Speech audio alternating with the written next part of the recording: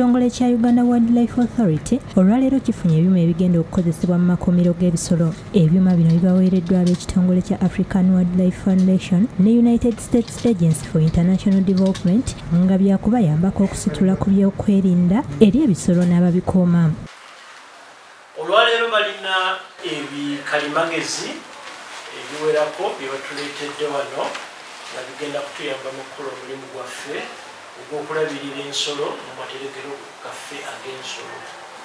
Ebintu bino mulimu amasimu ga kalimagezi 50.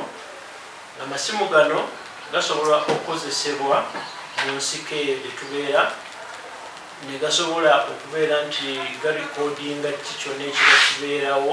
Mu biweereddwayo kuliko amasimu, power banks, kompyuta entono, modem n'ebitangaaza ng'ebimu ku bino byasiddwa mu kkuumiro ly'ebisolo erya Kidepo. Ebyuma bino biri 112 nga babikwasizza akulira ekitongole kya UWA Dr. Andrew Seguya era nga bimukwasiddwa Kaddu Sebunya okuva eri abagabirizi b'obuyambi.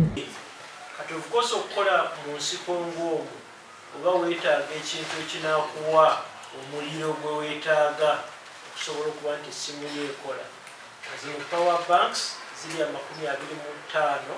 eziweereddwa wamu n'essimu. Ofukosa ojja kwetaaga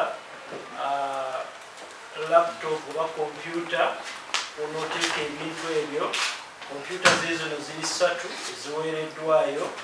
Ebyuma bino ebiweereddwayo bibagirwamu emitwalo gya $3 nga byakukozesebwa mu makuumiro g'ebisolo okuli Kidepo, Lake Mburo ne Maction Falls. Nyombi Kenny byakusakidde eggulire lino ku Bukedde TV1.